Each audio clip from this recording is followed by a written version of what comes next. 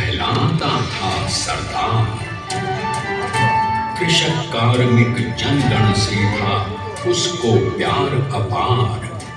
अखिल देश ने उसे रहनुमा किया था स्वीकार।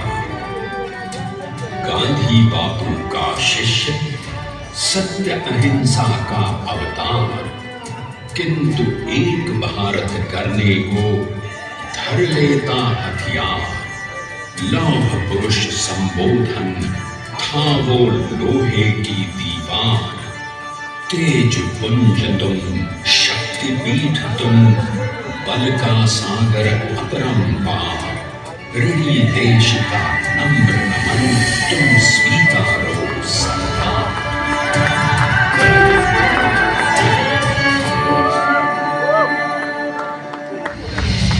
1857 में अंग्रेजों को ललकारने वाले पहले स्वतंत्रता संग्राम के एक सक्रिय सिपाही थे झवेर भाई पटेल। करमसद गांव के इस बहादुर देशभक्त किसान और उनकी पत्नी लाडबाई के 5 बेटों और 1 बेटी में से चौथे पुत्र थे वल्लभ भाई। बालक वल्लभ ने करमसद के बाद नडियाद से अपनी हाई स्कूल की शिक्षा पूरी की। फिर 13 साल की उम्र में उनकी शादी भी हो गई छोटी सी झवेर बाई से। 2 बच्चों, बेटी मणिबहन और बेटे ताया भाई को जन्म देने के बाद झवेर बाई असमय ही चल बसी। सदी बदलने और 20वीं सदी आने पर उनका जीवन भी एक चमत्कार की तरह बदला। प्लीडर का इम्तिहान पास करके वो वकालत करने लगे। पहले गोधरा, फिर आणंद और उसके बाद अहमदाबाद में। मगर जल्द ही वकालत छोड़कर वो बैरिस्टर बनने की इच्छा से इंग्लैंड चले गए। लंदन में बैरिस्टरी में अव्वल आने और वजीफा जीतने वाले वो अनोखे भारतीय थे। अब तो अहमदाबाद की वरिष्ठ अदालत में बैरिस्टर पटेल की जिरह और जीतों की धूम मच गई।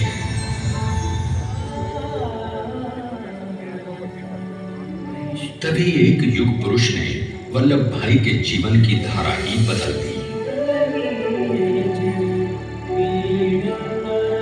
दक्षिण अफ्रीका में सत्याग्रह के अहिंसक अस्त्र से गोरे शासकों को सबक सिखाकर भारत वापस आए बैरिस्टर मोहनदास करमचंद गांधी से मिलकर वल्लभ भाई ने अपने कुछ वर्षों से सीखे विदेशी व्यवहार और संस्कार हमेशा के लिए त्याग दिए और अब वो अपने खेड़ा के किसानों को हक दिलाने के लिए बापू के साथ आंदोलन में कूद पड़े।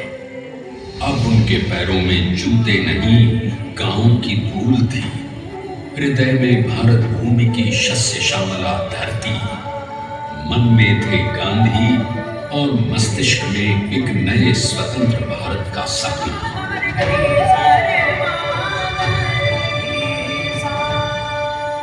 तभी बारडोली के मजबूर मजलूम किसानों की यातना का समाचार उनके पास पहुंचा।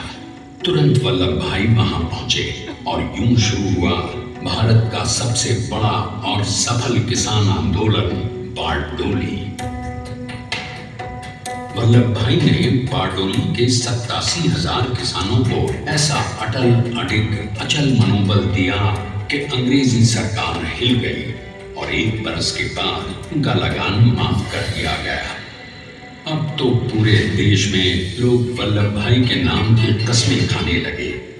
स्वयं महात्मा गांधी ने कहा, अब वल्लभ भाई मेरे शिष्य या साथी नहीं, सारे देश के सरदार हैं और देश को मिल गया एक अनोखा असरदार सरदार।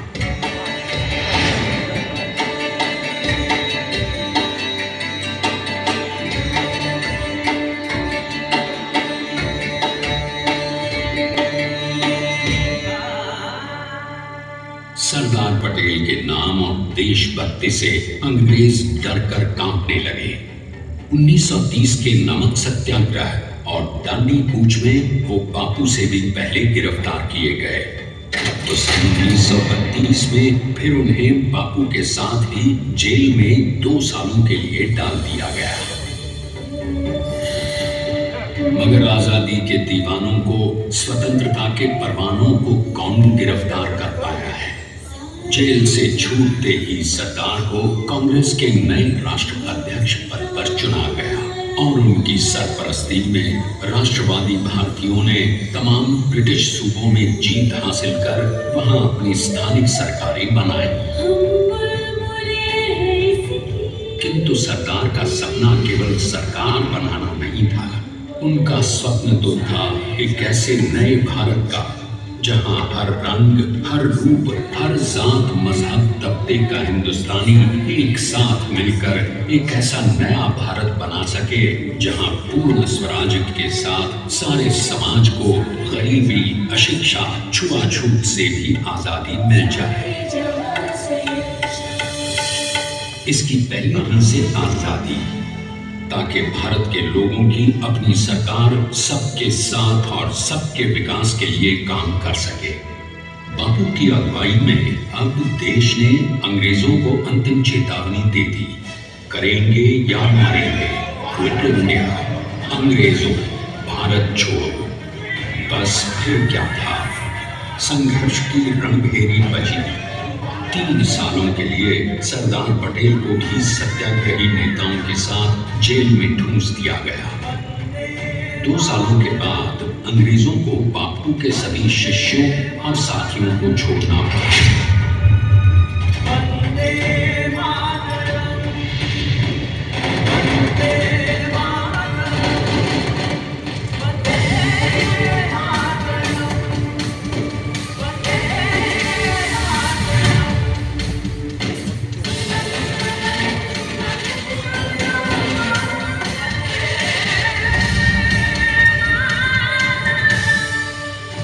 स्वतंत्रता के स्वप्न के सच होने के साथ अब सरदार पर कई एक नई जिम्मेदारियां थीं।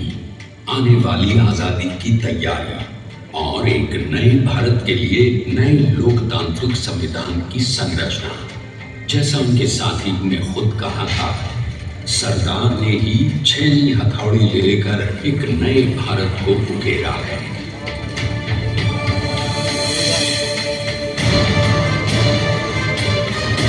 स्वाधीनता तो प्राप्त हुई, लेकिन खंडित भारत में भी उठते विभाजनवादी अंधकार को अभी दूर करना था।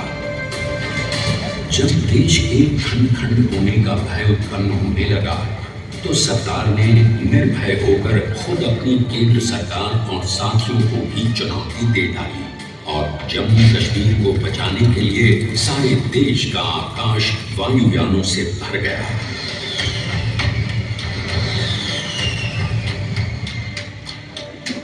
और फिर हैदराबाद और जूनागढ़ के भारत में विलयीकरण को पाकिस्तान से चुनौती मिली।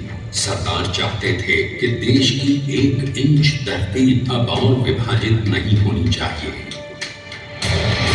नए भारत को एक करने के लिए समझा बुझाकर, मनाकर 565 रियासतों को सरदार ने अपनी सूझबूझ, सदाशयता, संबल से एक नए स्वतंत्र भारत का अभिन्न अंग बना लिया।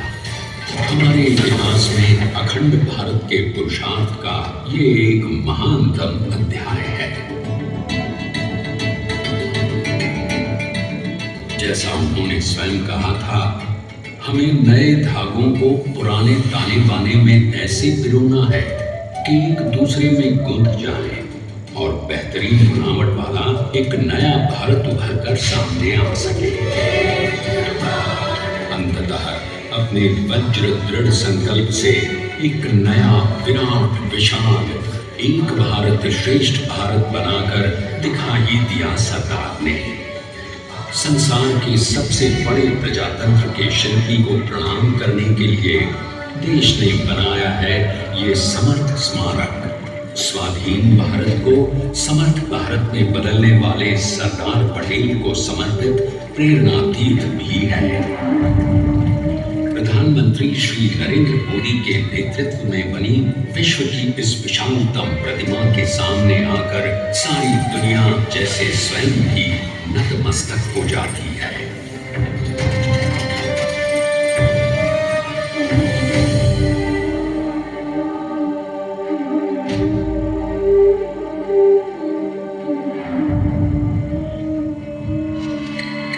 देश को बना गया वो अमित अटल, बना सका उसे न कोई शत्रु दल। चट्टान के समान सा पुरुष प्रबल,